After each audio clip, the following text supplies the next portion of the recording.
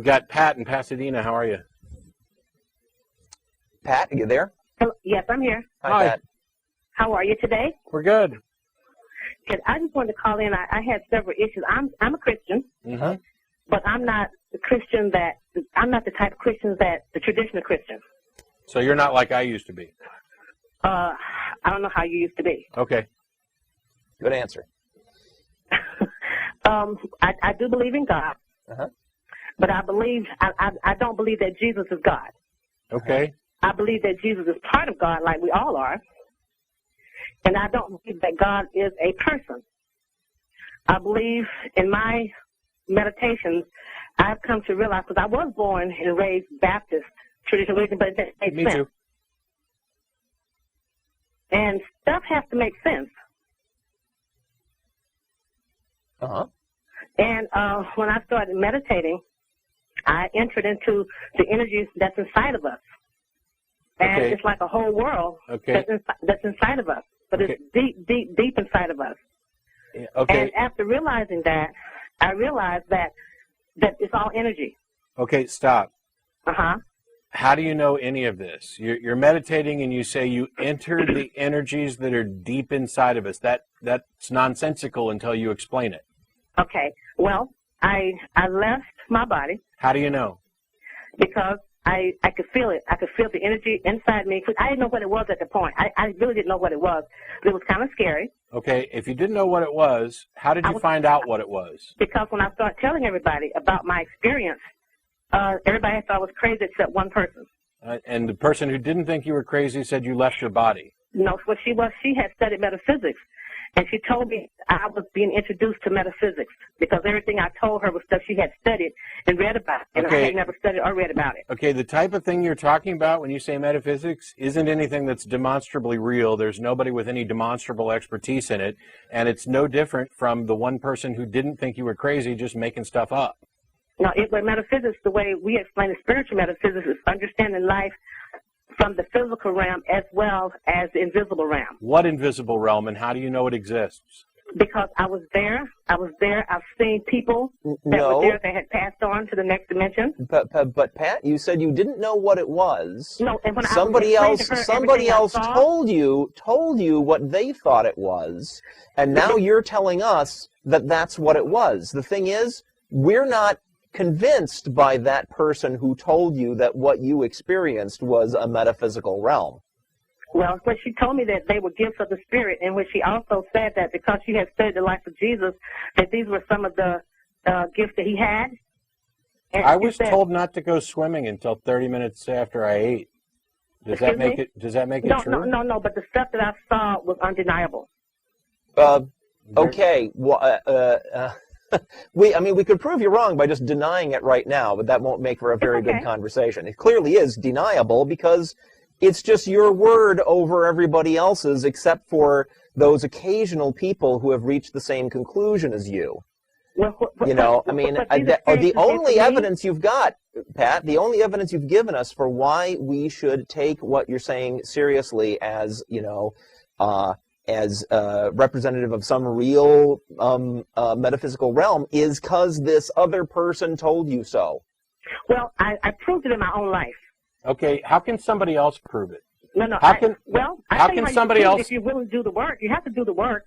I understand. I'm asking, what process can somebody go through to prove this? And if it's demonstrable, why is it that you and a couple other people have managed to do this and nobody's won a Nobel Prize for this?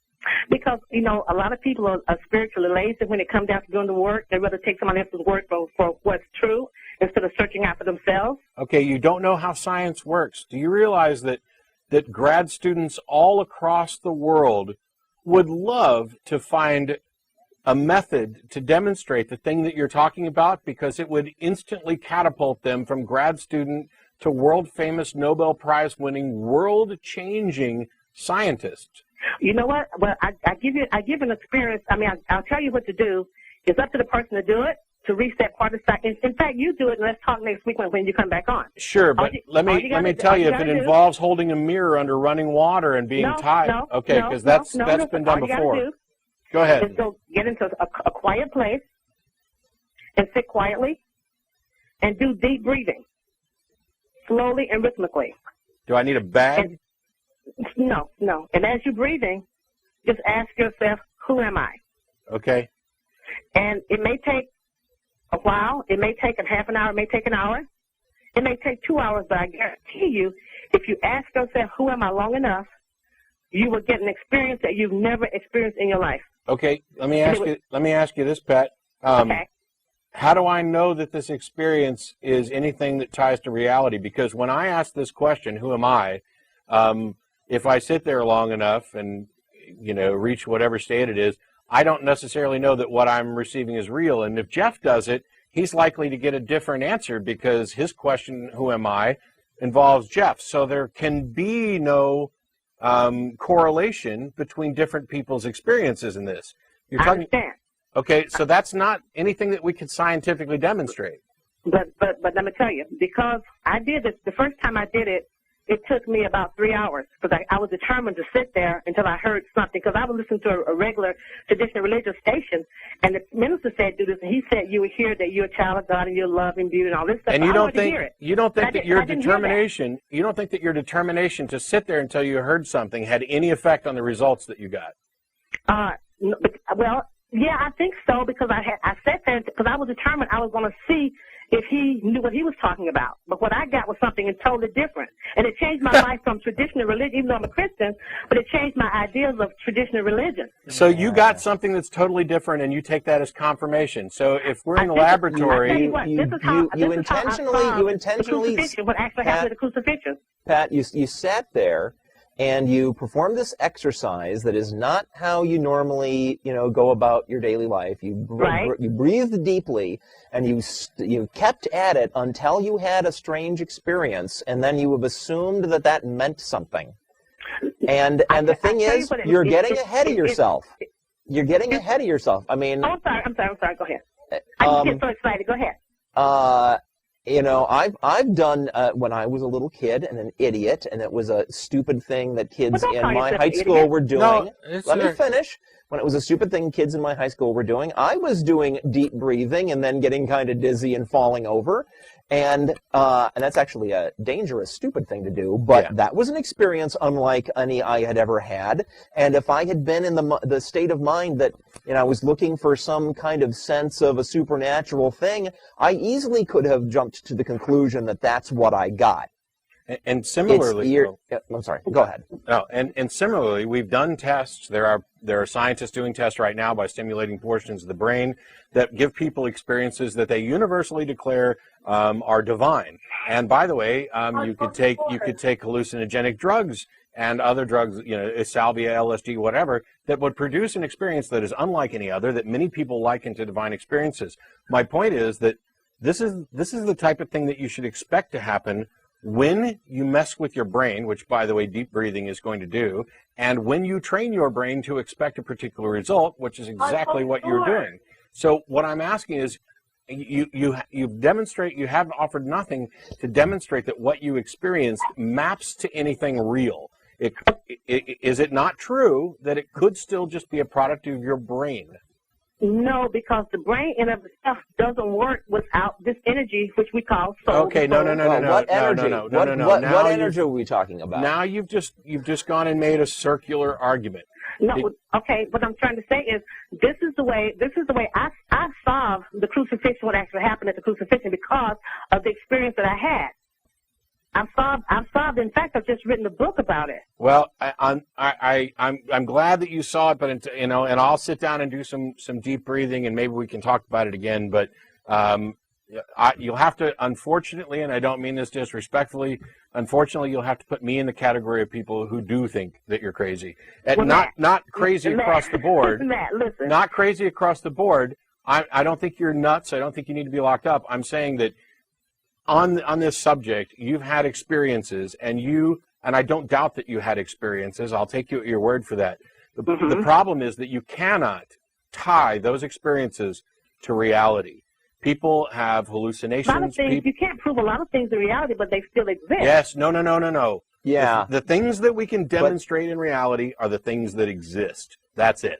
And they're the things, and they are, and Pat, I can't demonstrate air? No, you can't. Have you never blown up a balloon?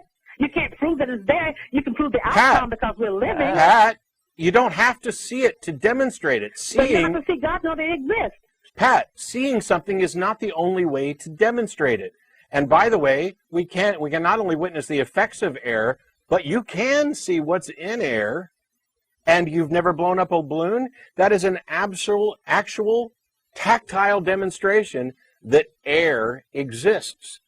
Well, have you ever thought about when you walk?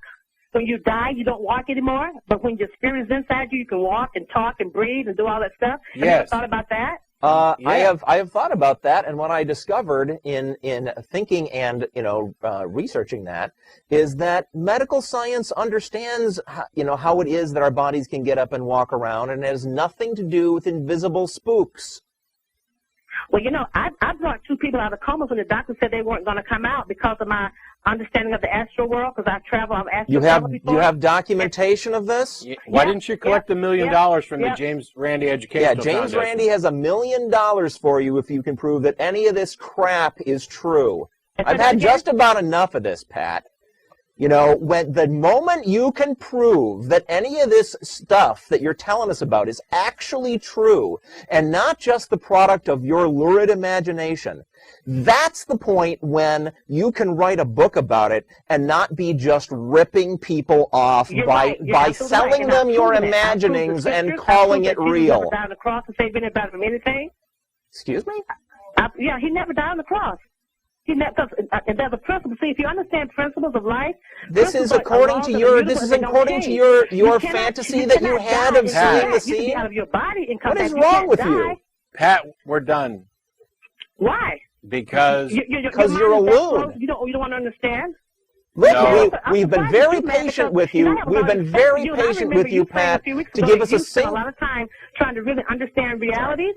And if you read in Ecclesiastes, it tells you just like it's a principle. Like if you have a baby, hey, you know what? Captain Kirk asked why God needed a starship. You're done.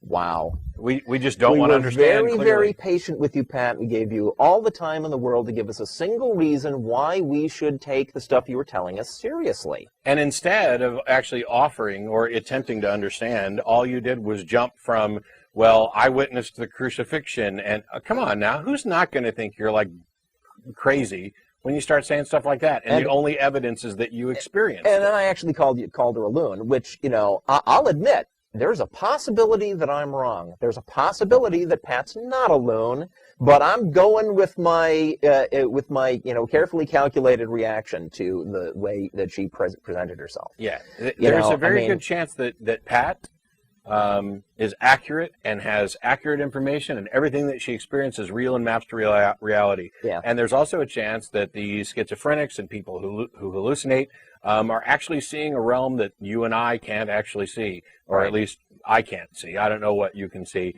But until it's demonstrated, there's no reason for anybody else to believe it. And we are actually rationally justified in disregarding your anecdotal, testimonial, personal experiences. Yeah, and not just us, but I mean, what really got me is she's written a book. Yeah. So she is going to take money from other people on the basis of her fantasies. It may be a free book, a free ebook. We don't know. Okay. But if you are taking money for this, you should feel pretty.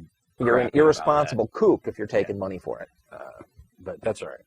Talk of immaterial existences is to talk of nothings. To say that the human soul, angels, God are immaterial is to say they are nothings. I am satisfied and sufficiently occupied with the things which are, without tormenting or troubling myself about those which may indeed be, but of which I have no evidence.